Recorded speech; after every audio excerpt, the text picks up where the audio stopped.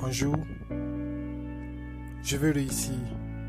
Ça, c'est ce que tout le monde se dit. Mais à quel point? Pour ceux d'entre vous qui me connaissent, j'ai choisi comme titre pour mon livre « Réussir comme je respire ». Cela peut se justifier par une histoire que j'ai entendue de Eric Thomas, mais dont lui-même n'est pas l'auteur. Il parlait d'un monsieur qui va dire à son patron « Je veux être riche comme vous ». Et celui-ci lui répond « Tu veux être riche? Demain 4 heures, rejoins-moi au bord de la mer ». Celui-ci ne comprenait pas vraiment l'intérêt, mais c'est quand le patron l'a fait plonger dans l'eau au point qu'il n'arrivait plus qu'il lui a dit « Quand vous arriverez au point de vouloir réussir comme vous voulez respirer, alors vous allez réussir ». L'employé était d'abord motivé, mais il fallait que cette motivation se change en détermination. Nous sommes humains et nous ne pouvons pas faire quelques minutes sans respirer car c'est plus qu'un désir, c'est un besoin. Mais quand nous sommes dans une situation où respirer semble impossible, nous forçons cela. Regardez par exemple ceux qui souffrent de l'asthme. Comment est-ce qu'ils se débattent juste pour que l'air puisse entrer dans leurs poumons. Regardez quand quelqu'un se noie, comment il se débattra. Ils vont souffrir, d'autres finiront par se noyer parce qu'ils ne pourront pas maintenir leur respiration. Tout le corps se programme automatiquement pour faire juste passer l'air dans le poumon. C'est un combat, on ne se pose plus de questions à savoir est-ce qu'on en est capable, on le fait. De même, votre désir de réussite doit arriver à un certain niveau où vous ne vous posez plus de questions.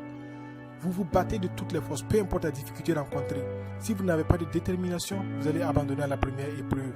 Et des épreuves, il y en aura, soyez-en sûrs.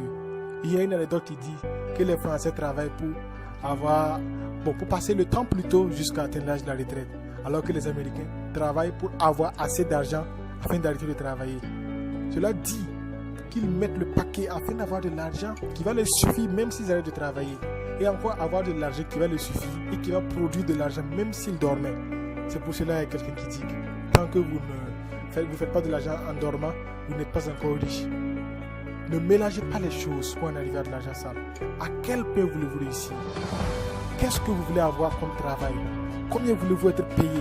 Quel impact est-ce que vous voulez avoir dans ce monde? Vous voulez avoir quel genre de maison? Si vous vous dites, je vais réussir, par exemple pour ceux qui sont à Ouagadougou, je vais me payer une bonne parcelle à Ouagadougou 2000, je vais construire un R+4.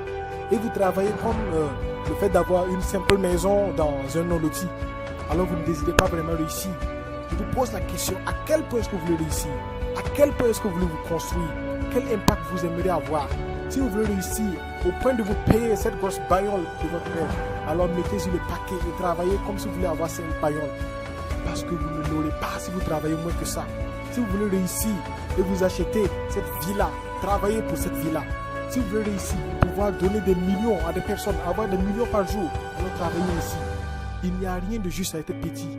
Certains pensent que l'humilité, c'est la médiocrité. Quand on dit être humble, ça ne veut pas dire je suis petit. Être humble, c'est avoir tout, mais reconnaître quand même qu'on a des valeurs et que ce n'est pas à cause de cela qu'on va se croire supérieur aux autres.